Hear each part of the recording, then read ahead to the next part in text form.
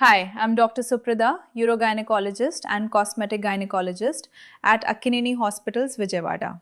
Let's take a look at some important insights today. Please stay engaged and make notes. Why does the body take so long to heal after childbirth?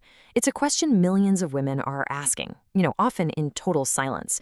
We're always so quick to celebrate the arrival of a new baby, and rightly so, but we rarely talk openly about the intense, completely unseen physical trauma the body goes through to make that happen. Well, today we're bringing that exact conversation out into the open. Specifically, we're going to talk about a condition known clinically as post-delivery vaginal laxity. Now, this simply refers to the loss of vaginal tone, reduced elasticity, and an increased vaginal diameter following childbirth.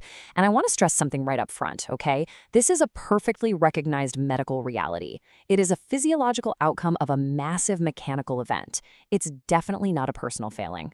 Understanding this definition is really the very first step toward reclaiming your health. To really wrap your head around why this happens, just think about this number, 9 to 10 centimeters. That is roughly the size of a grapefruit. The vaginal canal literally has to stretch to an extraordinary degree to accommodate that. The sheer mechanical force required there is just immense, and it really sets the stage for everything we're going to unpack today about tissue trauma and the road to recovery. So, welcome to our explainer on post-delivery vaginal laxity and the healing journey. I'm so glad you're joining us for this one. Together, we're going to dive right into the incredible restorative capabilities of the human body, the medical realities of recovery, and honestly, most importantly, the highly effective solutions that are actually available to you. Here's our quick roadmap for today's explainer.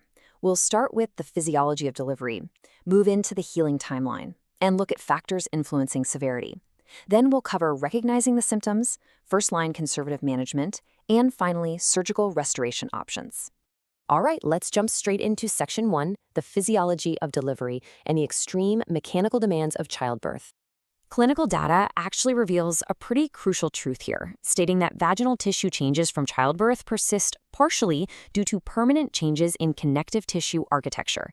We constantly hear that the body should just automatically bounce back, but physiologically, that is just not how connective tissue works. During that extreme stretching we just talked about, collagen fibers get entirely disorganized. Their architecture is fundamentally altered, and they don't always fully reorient back to those neat pre-pregnancy patterns. And it isn't just the connective tissue at play here either. Let's look at the muscle level. The levator ani muscle acts as the primary support for the entire vaginal structure. During delivery, this muscle sustains profound compression and stretching. In severe cases, it can even experience partial avulsion, which is an actual physical tearing of the muscle away from its attachment point. It is just an awe-inspiring amount of strain, and understanding this completely reframes the expectations we should have for postpartum recovery. Which brings us to Section 2, the healing timeline. We're going to map out natural recovery over the first year. So the crucial takeaway here is that natural tissue healing is a long, highly structured, phased journey. In those first 0 to 2 weeks, your body's in the acute phase, basically just dealing with immediate inflammation and swelling. Between 2 to 6 weeks, early repair kicks in as new collagen deposition finally starts. But look at this third phase, 6 to 12 months. This is the late remodeling phase, and it's when the maximum natural tissue improvement actually happens. Finally, beyond 12 months, we hit the chronic phase, where substantial remodeling naturally plateaus. Honestly, this brilliantly illustrates why you absolutely must give yourself grace. Your body literally requires a full 12 to 18 months to do its maximum natural healing work. Moving on to Section 3, factors influencing severity, and why some people experience much more severe symptoms. Because, let's face it, every single delivery is unique, and several specific variables can really complicate that natural healing timeline we just looked at. The severity of laxity increases with factors like 3rd or 4th degree vaginal lacerations, a prolonged labor lasting over 12 to 18 hours, macrosomia, which just means delivering a large baby, maternal age over 35, or multiparity, meaning you've had multiple deliveries. Also, get this, contrary to what was believed for decades, routine episiotomies, that surgical enlargement of the opening, actually increase overall perineal trauma and are linked to a much greater risk of long-term laxity. And when we contrast spontaneous vaginal delivery with instrumental delivery, meaning the use of forceps or a vacuum extraction, the clinical data points to a really stark difference.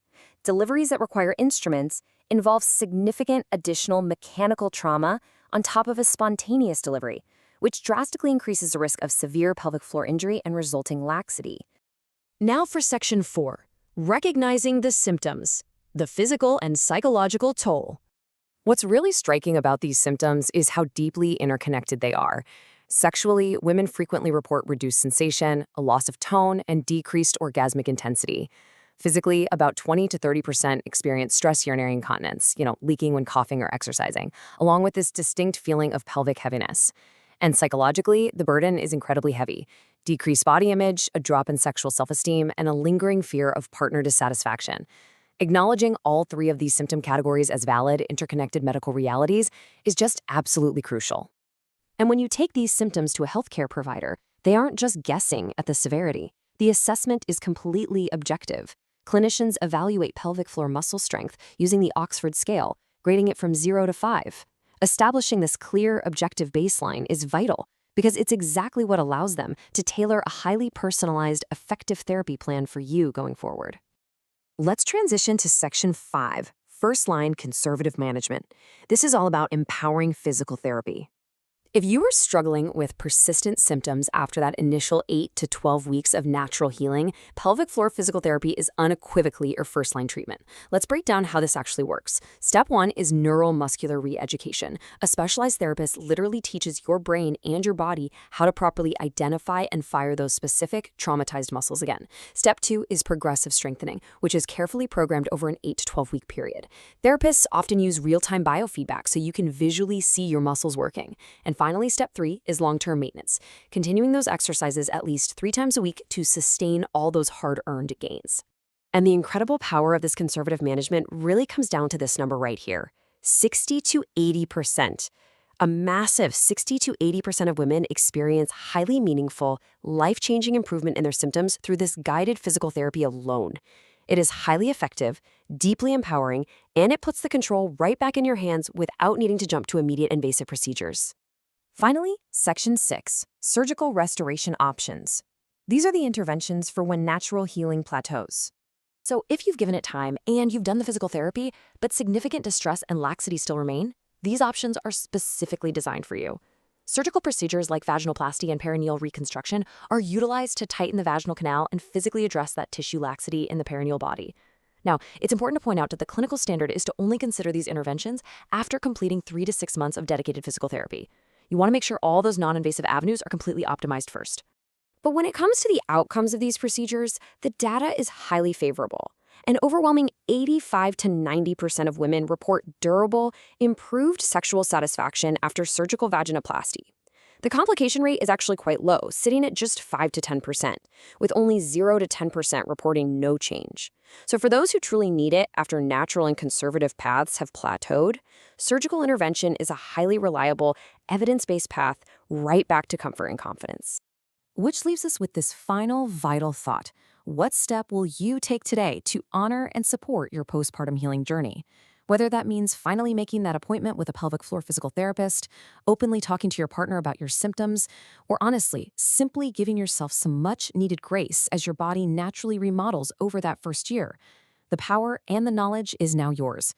Thank you so much for diving into this complex topic with us today, and I really hope this explainer helps you take that next healthy step forward